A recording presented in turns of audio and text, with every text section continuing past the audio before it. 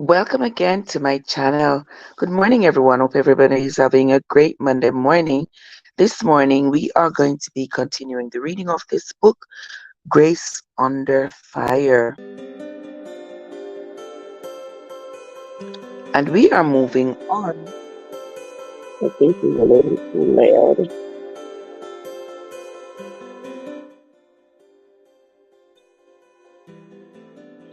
Okay, right there should be good. And we are moving on to chapter 4.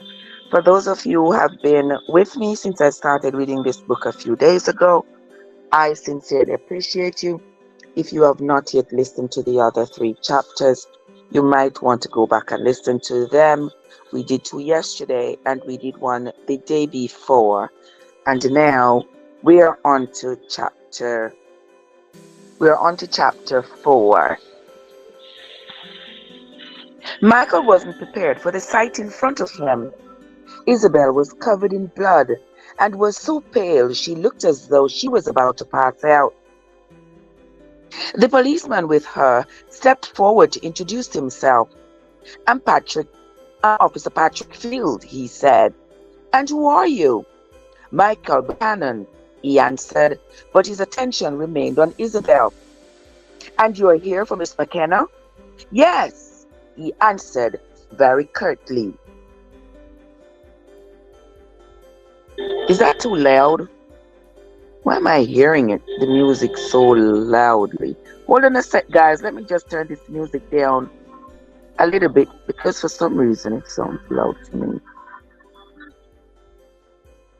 There we go. Field was pretty sure he knew what Michael was thinking, and so, for at least the 5th time, he wearily said, "It's not her blood." Relieved, Michael said, "Good. That's good to know." She wasn't injured, Field insisted. Isabel remained silent. She was having difficulty getting past the surprise. Dylan had sent Michael to help her out. Wasn't he supposed to be in Afghanistan or somewhere else halfway around the world? Apparently not, since he was standing a foot away from her. Her reaction to him was quite strange and not at all rational. Instead of getting her back up because he was such a bonehead, she had the almost overwhelming desire to throw herself into his arms and plead for him to get her out of this situation as quickly as possible. They stared at each other for a long minute, or so it felt to her. She really couldn't tell the difference between minutes and hours. Ever since the shooting, time seemed to stand still. Michael hadn't changed much. He could still make her shiver and irritate the dickens out of her at the same time. Nothing new about that. He was one attractive man in an outdoorsy way, even when he was frowning. He had a little more muscle now. His hair was longer, and there were fine lines around his eyes that hadn't been there before. He gave her a slow once over, and she knew he had to be appalled. Probably couldn't believe what he was seeing. Admittedly, she looked as though she had jumped into a vat of blood. Not a pretty image to anyone but a vampire. She knew there was dried blood on her face and neck, and somewhere else, she supposed. Even the tops of her tennis shoes were saturated. God only knew what she smelt like. Maybe iron. It was not a perfume she would have chosen. "Are you okay?" Michael asked. The sympathy in his voice almost unhinged her. "Yes," she answered. She wanted to yell, "No, I just killed a man. How do you think I am?" Michael was doing a good job of hiding his reaction to her. He didn't seem to be the least bit bothered. She couldn't say the same for everyone else they passed. It had been noisy when they entered, but as soon as they started across the crowded office, where a large number of detectives, police officers, and staff members were working, everyone stopped what they were doing and gawked at her. No one made a sound, It was mortifying. Their poor manners were a reminder to her. She looked up at Michael and said, "How are you doing, Michael?" He didn't even smile, but he came close. "I'm good. I'm sorry you were dragged into this. You didn't have to stay." "Oh, I'm not leaving you." There was a thread of steel in his voice that actually was comforting, and she immediately felt a tinge of relief. She wasn't going to have to go through the rest of this nightmare alone, unless they decided to lock her up. As soon as the horrid thought popped into her head, she blocked it. Now was not the time to panic. She could handle this. When they reached the hallway, Phil turned to her and said, "I'm going to put you in one of the interview rooms. You can wait there for the detective." Until now, she hadn't made a fuss. In fact, she had been extremely cooperative and had done whatever was asked of her. All that was about to change. "No, I'm not going to do that." "What?" Fields asked. He was sure he hadn't heard correctly. "I'd like to wash my face and hands, and then I'd like to leave." "That's not possible. You have to answer the questions before you can leave." "Am I being arrested?" "No, but if I don't get this blood off my face and hands, I'm going to start screaming." Michael didn't think it would be a good idea to tell her she was already screaming. Field wasn't at all diplomatic. "Ma'am, you are yelling at me." She looked at Michael for help. Maybe he would know what to do to get them out of there. If she weren't so tired, she'd try to run. But even an emotionally exhausted woman as she was, she knew that was a bad idea. Michael could see that Isabel had clearly reached her breaking point, and after the god-awful time she had had, he was surprised and proud that she had lasted this long. She was a lot stronger than she looked. He took over. Turning to Fields, he said, "First things first, sir. Where can she clean up?" Phil led the way to the bathroom, and while Isabel went inside, Michael waited in the hallway. Uh-oh. I accidentally closed the book, guys. Oh boy, I'm sorry.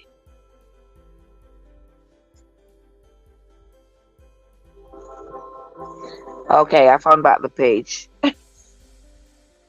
Let us continue. "While you are waiting, you might want to take a look at this," Field said, handing Michael a phone. "One of the neighborhood women got a video. It's taken from across the street, but you can clearly see what happened." Field tapped the phone and the video started. There were loud voices of shock and outrage from whoever was standing nearby, but the view in the distance was clear enough to recognize Isabel and the wounded man throwing himself into her arms. Then together they fell on the sidewalk. He was grasping her hand and pushing a gun into it when suddenly another man sprinted around the corner, a gun raised. He fired twice.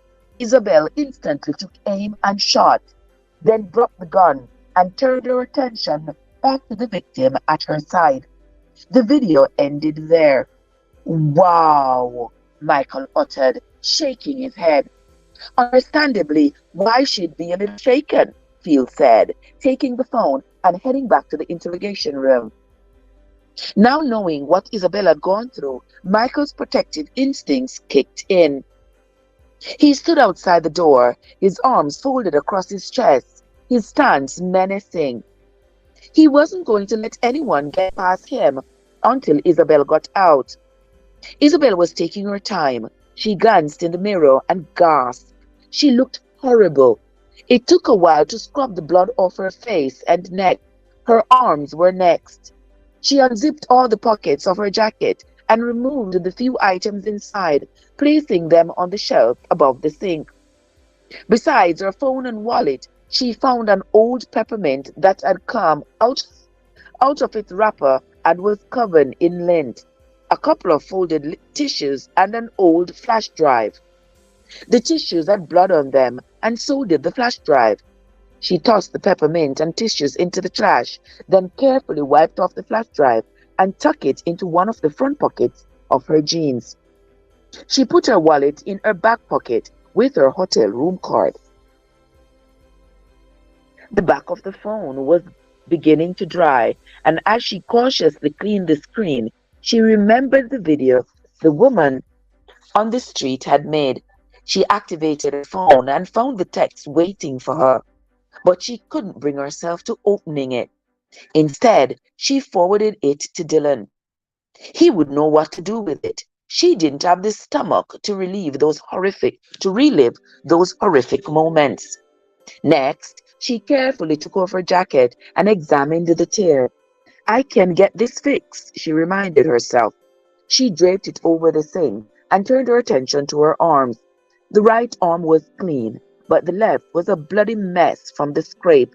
It took 10 wet towels to wash all that blood away. She finally got a good look at her upper arm. Then she groaned, "Oh, damn." She wet another paper towel and patted the skin around the wound. It still burned like the devil. At least it had stopped bleeding. She was going to have to let the doctor take a look at it, she supposed, and she'd need an antibiotic so it wouldn't get infected. Yet a little more misery to put up with, all because she wanted to go for a walk.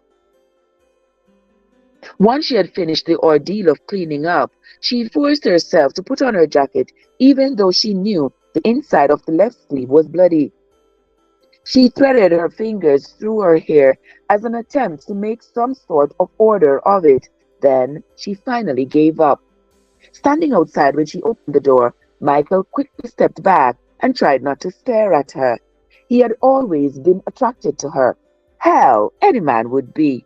He remembered telling his sister at Dylan and Kate's wedding that Isabel was the whole package. She had a great body, a pretty face, and she was damn sexy. But he also remembered she was young, just starting college, and he had no business messing with her, which was why he went to such great lengths to ignore her. I knew something was up because I was like, why would he be treating her this way, ignoring her and acting like such a prick in her presence? I said he must like her, but he doesn't know how to say it. So now we know it's because he's an adult and she is still a kid. She's just starting college, so she's much younger than he is. So that's why Michael is acting the way he is acting. He couldn't ignore her now. Man, had she changed. She had filled out in all the right places, and even covered in blood, she was stunning. Michael knew he couldn't let his lecherous thoughts get away from him. He was here to help her, not seduce her. Feel any better? He asked with his gruff voice. Yes, Isabel answered. It was a lie. Right that minute, she wanted to take an hour-long hot shower, then crawl into bed, put the covers over her head, and let out a good long scream. Since she couldn't do that, she decided to try to have a more positive attitude now that the danger was over. Telling herself to toughen up, she asked, "Why did Dylan send you? He and Kate were supposed to pick me up at the hotel. They are 2 hours away in Charlemont, Massachusetts. Their meeting was just finishing up. I convinced Dylan to go on back to Nathan's Bay and that I had this covered." This being me, he smiled. Yes, he looked at Fields again and said, "Let's get this done. The detectives are on their way. They should be here any minute now." Isabel nudged Michael and whispered, "Shouldn't I have a lawyer with me?" "I'm a lawyer," he answered. "When did that happen? When I finished law school and passed the bar?" No one ever told her anything. She supposed it was her own fault. She made it a point not to ever ask about Michael. She thought about him, though, not all that often. She qualified, just every now and again. "I thought you were a Navy SEAL." "I am a Navy SEAL, but my active duty is over. He led them into a room that resembled what she surmised a cell at Alcatraz must have looked like. The walls were grey, the ceiling was grey, and the floors were grey. There was a square glass window looking out at the hallway, but blinds were covering it. A ceiling light shone on the grey metal table and chairs. She imagined this was the kind of room that encouraged a depressed person to kill himself. Having to stay here long would be suffocating. As soon as Field left, the door closed behind him. She said, "Let me get this straight. You went to college, graduated at what? 23? 24? Almost 20?" he corrected. He pulled out a chair for her to sit, but she ignored it. Hand on her hip, she said, "I'm almost 23, and I just graduated. No one graduates college at 20. I did, and so did Dylan." "How is that possible?" "We took a lot of courses when we were seniors in high school and took summer classes in college. I didn't do that." "You had a lot to deal with when you were a senior in high school." "Okay, then. The, you went to law school and graduated at 23? "Yes, I did." "Then you took the bar and decided to become a Navy SEAL?" "Who does that kind of thing?" "Apparently, I did." "How old are you now? 40? He laughed. 28, he answered. "Are you going to stay in the Navy?" "No," he answered. "Isabel, who are you asking all these questions?" She shrugged. She didn't have the faintest idea why she was grilling him or why all of his answers made her mad. There was a knock on the door, and a man walked in who introduced himself as the captain. He was a rather heavy-set man with silver-tipped hair and a leathery face from years spent outdoors. "That was some mighty fine shooting today, young lady. The man you protected is in surgery now." "Will he make it?" she asked. "We are hoping that he will." "Do you know who he is?" she asked. "Not yet," he answered. Before she could ask any other questions, he turned to Michael and shook his hand. "I heard you were here. How is your brother?" Michael smiled. "Which one?" "Dylan, of course." He turned to Isabel and explained. "He used to work for me." He chuckled as he added, "Actually, I think he thought I worked for him. And some days I did. We were sorry to lose him." Isabel responded, "Lose him? Dylan didn't die. He moved to South Carolina and married my sister." "I know," the captain said. "I'm still hoping he'll come back here to work." "I don't think that's going to happen," Michael said. The captain continued to chat with Michael for a few more minutes, asking about his family. And then, as he was opening the door, he said, "I know your brothers, Alec and Nick, are both FBI agents. What about you, Michael? What are your plans? Are you going to join them?" Michael grinned. "The McKennans are an FBI family. I'm thinking about it." "Oh, come on," Isabel whispered. She all but fell into the chair. Now he was thinking about joining the FBI. He graduates from college at 20, then becomes a lawyer, then a Navy SEAL, and now is thinking about joining the FBI. What next? An astronaut? And what was she doing with her life? Oh, sure, she had a college degree, but did she have any plans or new goals? No, she had a few ideas, but no real direction. She was suddenly feeling quite stupid. Tears began to fill her eyes. What was happening to her? She could be emotional at times, but this was over the top. Why did everything suddenly seem like an insurmountable problem? Why were Michael's prospects for the future so upsetting to her? When she glanced up at him, he gave her such a sympathetic look, she wanted to weep. And that made her even more angry. Her lack of control had to be because of everything that had happened in the past few hours. She was emotionally exhausted.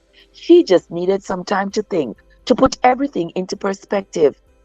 Detective Samuel and Rayburn walked into the interview room just as the captain was leaving. Instinctively, seeing Samuel, she sat up ramrod straight. Father Mahoney would be proud of her. Staring at Isabel, Samuel said, "What were you doing walking around by yourself? This city is a dangerous place to be alone.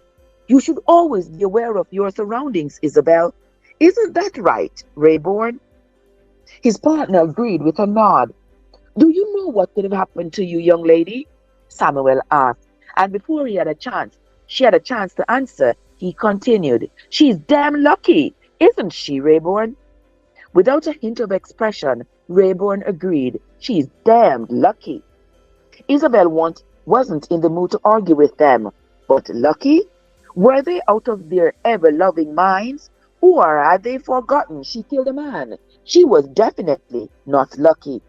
Michael took the seat next to her, and for the next 45 minutes, she answered all of the detective's questions. They kept circling around to the same ones, though. Had the dead man or the victim spoken to her? Had she met either one of them before today? What was she doing in that area so far away from the hotel? And how did she learn to shoot a gun with such accuracy? Isabel had been operating in a rather numb state since she had killed that man. But now every muscle in her body ached and her nerves were raw. She was more than ready to leave. Michael finally called a halt to the interrogation. "You have got our cell numbers and you know how to find us," he said. "If you need to talk to Isabel again, I want you to go through me. You don't talk to her without me. Do you understand that?" Detective Samuel nodded. "Isabel," he asked, "will you be spending the night at the Hamilton, or will you go to Nathan's Bay?" "The Hamilton," she quickly answered, before Michael could tell him he was taking her to Nathan's Bay. "And you are going directly there now?" Detective Rayburn asked, in his characteristic deadpan manner. "Yes," Michael said. "No," Isabel said at the same time. We have to make a few stops first." "Why?" Michael asked. Calmly, as though commenting on the weather, she answered, "I need to get this bullet out of my arm." That is the end of chapter 4, my friends, and that's going to be the end of the reading for this morning. When we come back tomorrow morning, we will be reading chapter 5, because I want to know if Isabel is going to fall in love with Michael or vis-a-vis. We want to find out, and I want to find out about Isabel's singing career as well. So come back tomorrow morning and join me as we read this book, Grace Under Fire, written by Julie Garwood. That's going to be it from me for this morning, my friends. Until next time, this is Trev from Trevessence, where your journey matters. Have yourselves a great Monday, everybody. And I'm off to work.